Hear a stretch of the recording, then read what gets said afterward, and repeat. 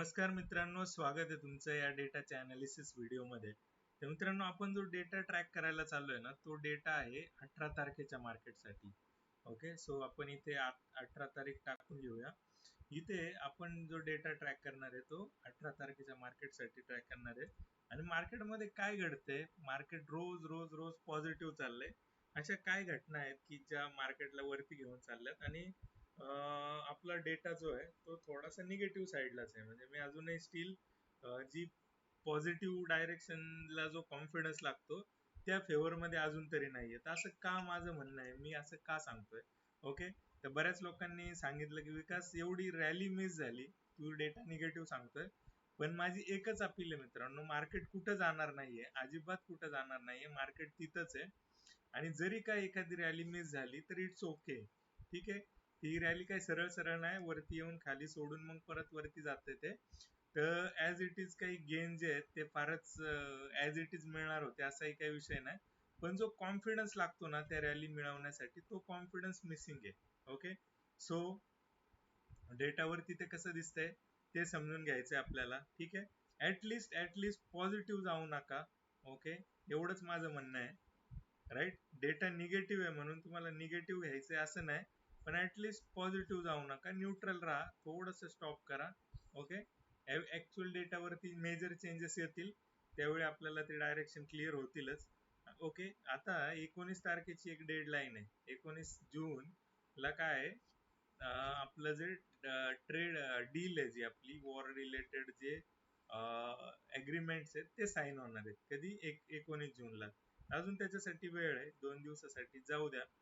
Okay, त्यानंतर decide होईल आणि डेटा जे चेंजेस येतील ते डिसाईड होईल. ओके, सो ओव्हरऑल आपण जर बघितलं तर एफ आयज आहेत ना, फार शांतता घेतलेली आहे. म्हणजे त्यांचं जे आहे एकदम न्यूट्रल टू एकदम निग्लिजिबल काम चाललेलं आहे. ओके, एकदम निग्लिजिबल, काही काही त्याच्यामध्ये घडत नाही, फार वेगळं काहीच करत नाहीत ते. पण कम्पेअर टू हे लोक आहेत, हे फार चांगल्या पद्धतीने काम करतात. आता प्रॉप डेस्क म्हटलं तर कॉन्झर्वेटिव्ह आहे. तुम्ही बघा इथे एकदम कट टू कट डेटा आहे, एवढ्या मोठ्या पोझिशन आहेत. आयदर हे 2 लाख पॉझिटिव्ह पाहिजेत किंवा 2 लाख निगेटिव्ह पाहिजेत, पण एकदम कट टू कट आहे.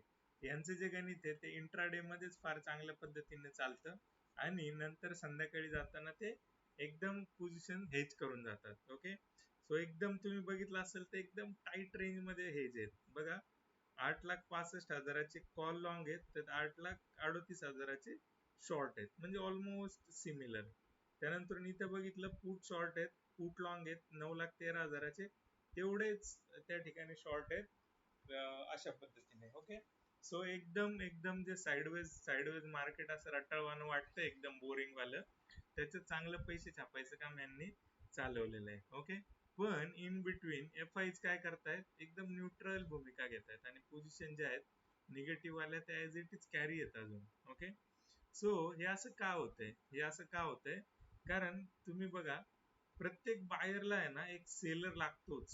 ओके, आता जर ही जी 19 तारखेची जी डील आहे किंवा जे पण काही सगळं सोशल मीडियावर आलंय, ट्रम्प तात्यांनी एवढं सगळं सांगितलंय, हे जर खोटं असेल, ओके, खोटं असेल आणि रिटेलर एवढ्या वरती जाऊन तो अजूनही पॉझिटिव्ह घेत असेल, त्याचा कॉन्फिडन्स आता 24,000 प्लस असल्याचा आहे. ओके, आता सपोर्ट त्याला एकदम मोठा लांबचा 100 वेळा भेटेल सपोर्ट, तर त्यावेळी त्याचा कॉन्फिडन्स जो आहे ना तो नेक्स्ट लेवल वाढेल. ओके, 2-4 सेशन क्लोज झाले अबाउट 24, तर मग आपले जे अनालिस्ट आहेत ते येऊन सांगतील की अभी बेस बन गया है. ओके, पण हा बेस डेटावरती सुद्धा बनला पाहिजे. राईट, सो डेटावरती जर बेस बनायचा आहे तर हे ऍटलिस्ट आपल्याला 3 लाख त्या ठिकाणी पॉझिटिव्ह पाहिजे आणि हे ऍटलिस्ट 1.5 लाखावर आले पाहिजे, किंवा हे 1.5-2 लाख आणि हे 1,000 पॉझिटिव्ह.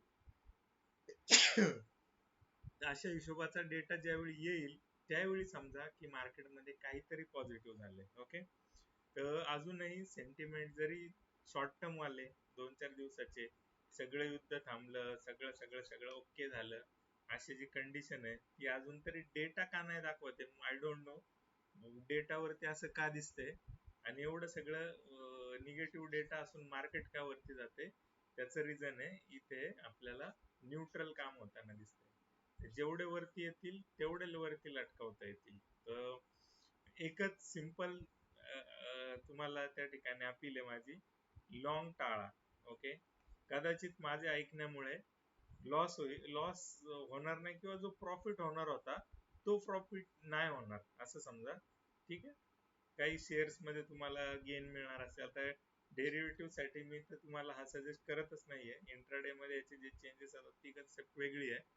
पण लॉंग टर्म मध्ये कॉल पुट किंवा असं काही नेकेड बाईंग करायला हातात डेटा नाहीच आहे. पण कुणाला शेअर्स खरेदी करायचे आणि ते जर लॉंग जाऊन तुम्ही घेणार होते आणि 2% 4% मूव शेअर्स मध्ये जर मिस झाला तर थोडस कन्सिडर करा, कारण तो कॉन्फिडन्स नाहीये जो मला पाहिजे. ओके, तुम्ही माझे रेग्युलर फॉलोअर असाल, जुने व्हिडिओज काही बघत असाल, तर तुम्हाला या डेटाची कल्पना येईल.